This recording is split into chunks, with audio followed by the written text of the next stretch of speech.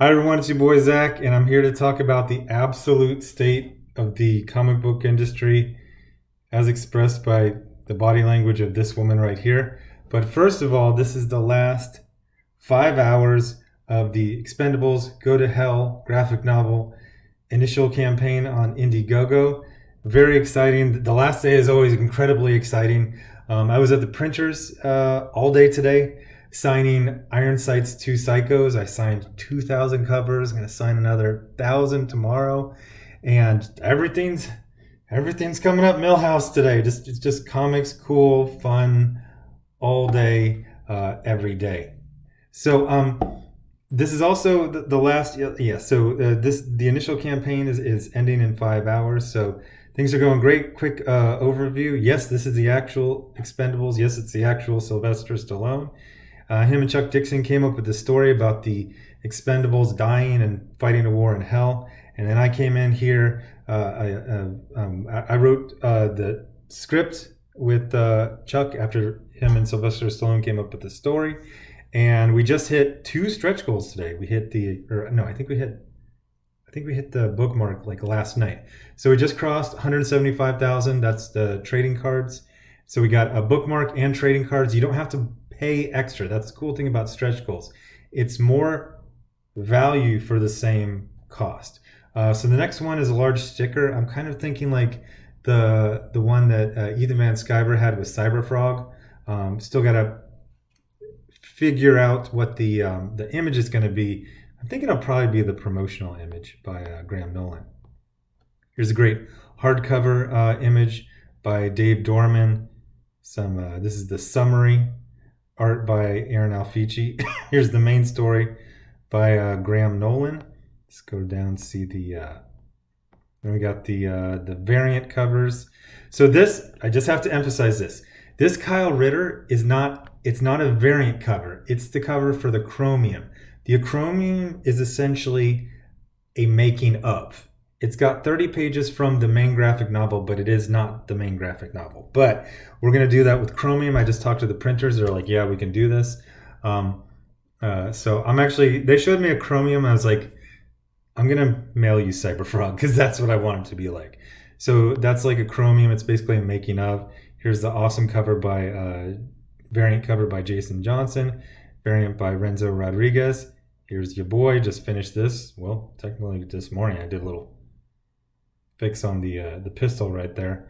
And all right, so let's just jump into this. So this was sent to me by several people this morning, and it's one of those things where it's like I'm gonna let this one slide. I was telling Ethan, I was like 2017 Zach would have like a dragon breathing fire. That's the worst thing about dragons. If you ever see the movies with them, since they can fly, they strafe by and burn the village. But you don't just get one burn. They'll go over the mountain range and they'll bank and turn around, and oh, here they come again. So this is a selfie from. It's an X Summit. Summits are something. I mean, they're mainly a Marvel and DC thing. Basically, they'll get all of the writers, mainly writers, usually almost exclusively writers and editors for like a major event. And they've been doing this since the 80s. They'll be like, oh, we just had a writer's summit for whatever, Inferno. So this is an X Summit. They usually do these things about once a year. And I gotta say, this is one of those like, photography is a very fascinating art because everyone's got, cameras on their phone. You can take cameras all the time, but can you capture a moment? Can you capture the downfall of an industry while smiling? Jordan D. White, he has done this. So again, like I said, 2017 Zach, a little bit too salty sometimes. So I'm gonna try not to be personal, but I am gonna describe Jordan D. White as a hipster goofus. That's fine. It's accurate. So what this is Jordan D. White. He's a senior editor of the X-Men books. Then you got Jonathan Hickman, the one looking embarrassed and annoyed. Then we got Vita Ayala. And then we got this woman who just represents all of us. She's just done with this stupid shit, just waiting for all these people to leave. So this is just fascinating. And the more no. Oh. Hey there, Jordan. I did not consent to that. That was an accident. So anyway, the more I look at it and think about it, the more indicative it is of literally the industry, Marvel, just freaking everything. So you got this. Everything I say about this guy is so mean. He's like, you ever see that guy who's like the second or third in command, and you're like, how did that guy? Well, he just never said no to any boss ever. So why is he senior editor? Why not? His books are generally solid, but they can be inconsistent. Weirdly enough, he is not really the one where you get the ton of the SJW stuff.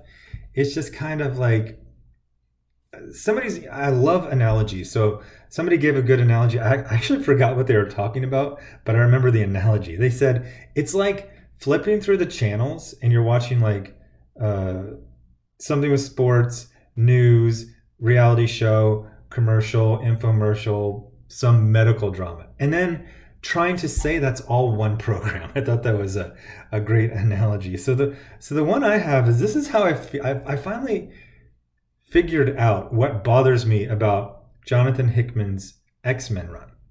It feels like he didn't really want the job, but maybe he really liked the money, but he really didn't want this job. So he just said stupid things, and then Jordan White, and I think he was probably pitching this. It was probably during the C.B. Cebulski early years. Every single thing he said to Jordan White, Jordan White just like love it. So and you can see from his expression, he's just so over this everything. He's like, Logan and Cyclops, they're like lovers and they live on the moon. Love it. The X-Men are all villains and they live on a island. Love it. And then he's like, plants. Love it. And so now he's just stuck in the hellscape that is his life, doing the stupidest storyline possible and just having to live up to his genius rep when he just says everything. But what I find even more fascinating is this right here. Vita Ayala's literal place at the table. So I've really gotten into number crunching, and it's one of those things where I saw friends get into it, and I'm like, so got a little hobby there, huh? Doing a little addition. That's why are you so? I'm into it now. It is just fascinating, the things that you notice when you start looking at numbers, comparing and contrasting them, all these things. Somebody basically did some data scraping on the Diamond website. And, these things are imperfect because it's user input that decides, how accurate your information is. But he basically broke the data into different subsets. And you want to know who had the second highest amount of books that came out in the last month that Diamond gave out info? Yeah, the person who just got into the industry 3 years ago. This is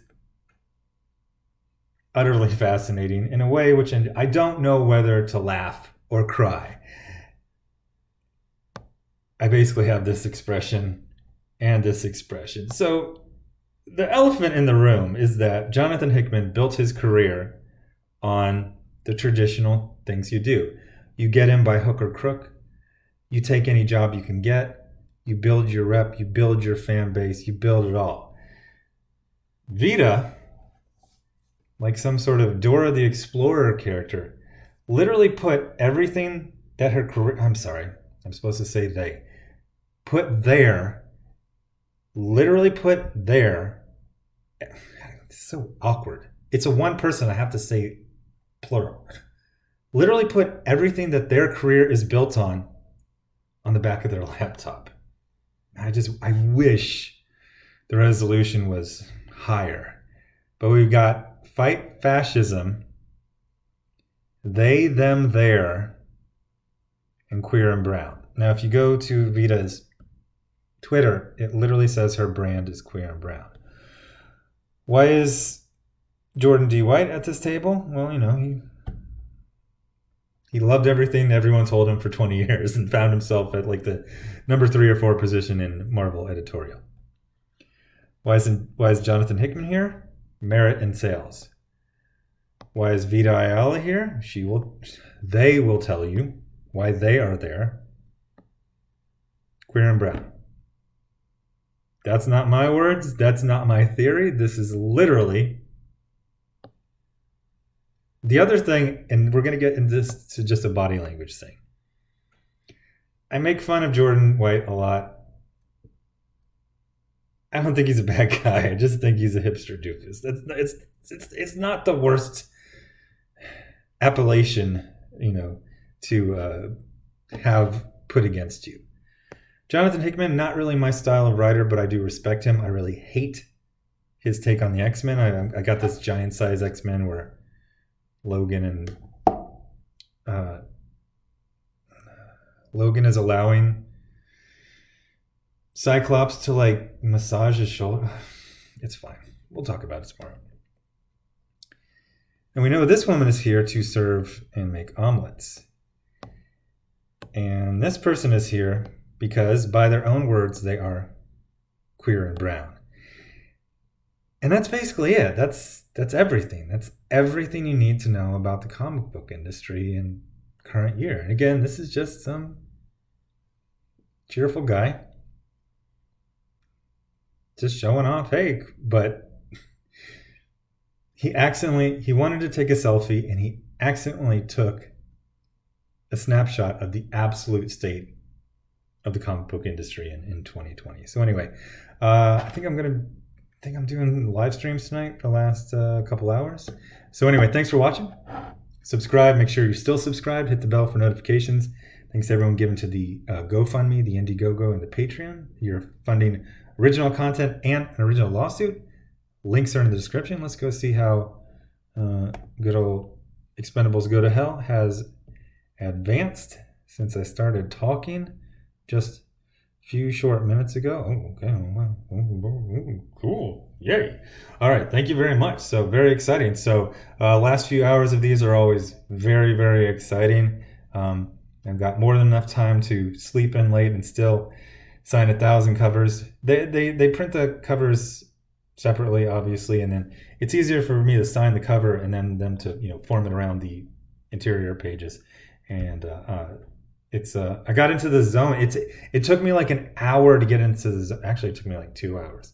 It took me 2 hours to sign like 500 books, and then finally I just got into the zone, and then I just started just knocking them out.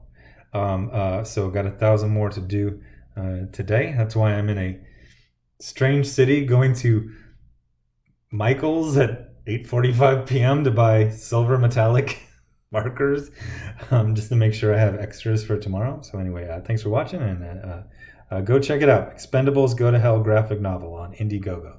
Links in the description. Thanks. Bye.